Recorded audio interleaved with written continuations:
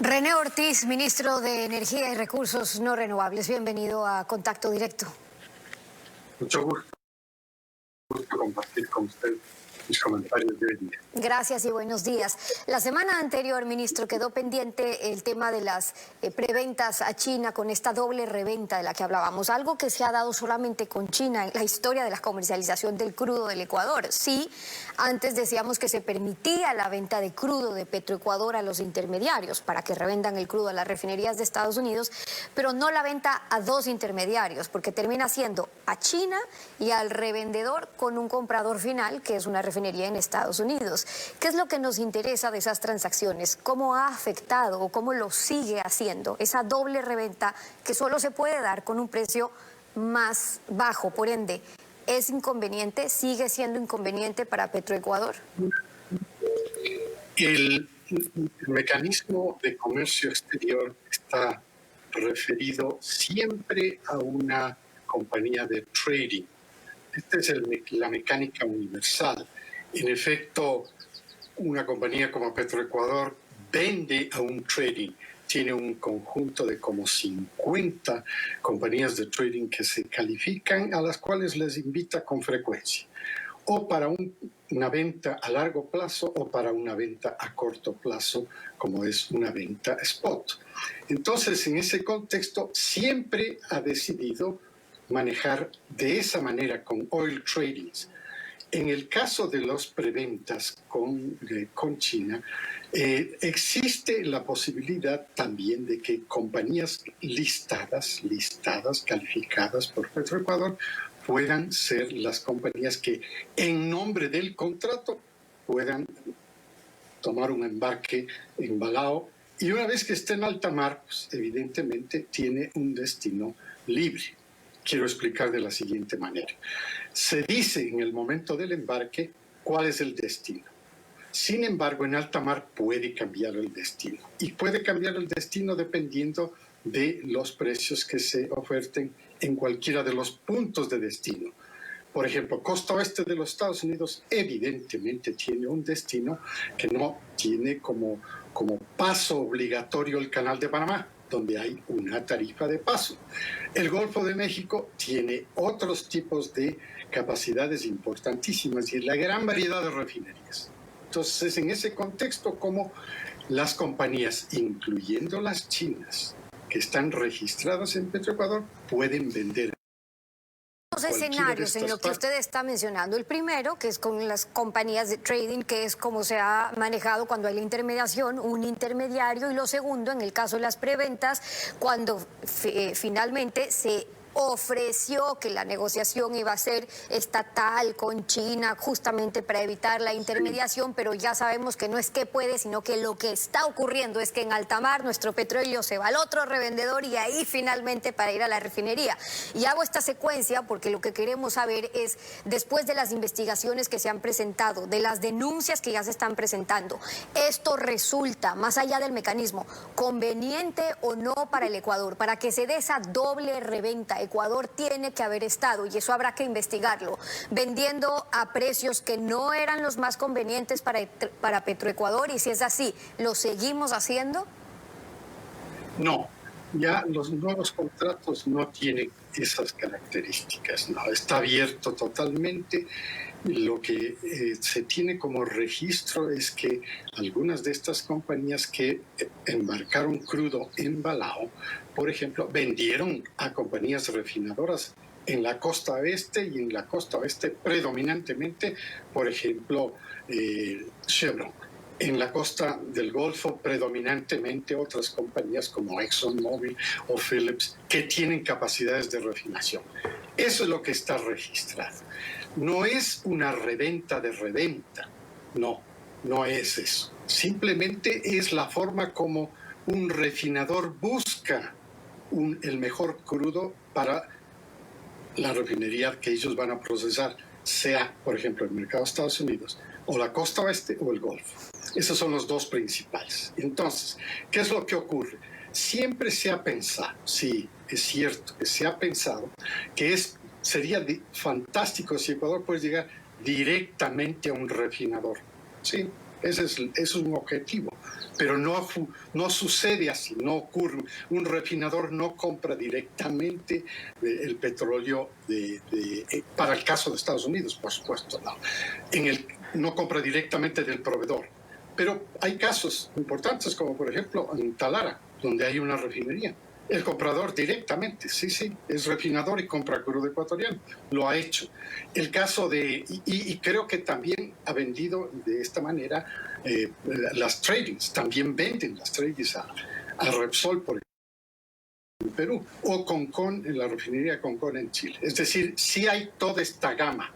En algunos casos, si tomamos el ejemplo de Norteamérica, ahí se produce el fenómeno de directo entrega del oil trading a Claro, una eso refinería. lo tenemos claro, pero ¿por qué aquí insistimos en el tema de la doble reventa, ministro? Porque si bien no se lo firma así el contrato, en la práctica es lo que ocurre cuando existe esa luego libre disponibilidad. Es decir, el riesgo estaría que con quien esté negociando finalmente Petroecuador, no en el papel, pero lo que esté ocurriendo es que ya saben a dónde va a llegar después de la primera venta y cómo va a llegar a ese segundo revendedor, por ende, en qué condiciones tiene que soltar su petróleo. Respecto a las reventas de crudo, Televistazo aquí reportó lo siguiente, por ejemplo, recordemos.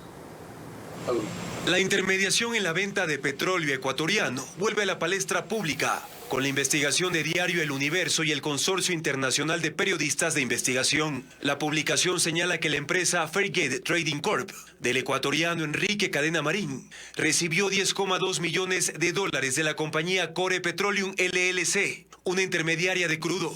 El pago se lo habría hecho a través de 11 transacciones que constan en un reporte de actividad sospechosa realizado por el Bank of New York Mellon a la Unidad de Inteligencia Financiera estadounidense. Según la investigación, Core Petroleum no tiene contratos de preventa con Petroecuador, ni ha ganado ventas spot de crudo. Sin embargo, oferta petróleo ecuatoriano a Perú y Estados Unidos. Core Petroleum LLC nunca ha sido adjudicataria de ventas de petróleo ecuatoriano. Y es que Fairgate Trading Corp de Cadena fue registrada en 2013 por Mossack Fonseca, que en ese entonces manejaba muchas de las empresas de Enrique Cadena en varias jurisdicciones consideradas paraísos fiscales. En el gobierno de Rafael Correa se firmó una serie de preventas petroleras con Petrochina International, con Unipec Asia Co. Ltd. y PTT Public Company Ltd. En estos contratos intermediaron las empresas de Enrique Cadena, que ganaron una comisión en perjuicio del Estado según las investigaciones. La indagación por peculado en la que se involucró a Enrique Cadena ya cumplió 3 años y al momento se estudia contratar una nueva pericia para valorar el monto de perjuicio al Estado por estas negociaciones. Usted preside el directorio de Petroecuador, ministro. ¿Tiene conocimiento de los acuerdos, de los contratos? Una empresa de un intermediario que recibía 10 millones de una crudo que no tiene contratos con Petroecuador, pero oferta nuestro petróleo. Entonces, uno, ¿qué ha podido investigar en estos años de gobierno? De cómo se han firmado contratos de preventa con China, donde intermedian después de esas empresas que hoy están siendo investigadas en Estados Unidos. Y dos, se las está investigando allá, la unidad antilavados de Estados Unidos. ¿Y acá? Muy bien, yo creo que hay que diferenciar las dos cosas. El caso de corrupción es absolutamente un caso judicial, está investigado en Estados Unidos en efecto. Afortunadamente tenemos toda esa información de todos los procesos de corrupción que sí han sido detectados por la Fiscalía en los Estados Unidos y los tribunales han tomado sus decisiones con sentencia. Esto es un caso. El otro caso se refiere exclusivamente al tema de el comercio de petróleo crudo de Ecuador. Si el embarque fuera hoy día, para poner un ejemplo, ese embarque toma una cotización directa del WTI 3 días antes, 3 días después, el promedio. Esa es la primera cotización. La segunda cotización, o sea, es variable. Hoy día esa, mañana puede ser otra.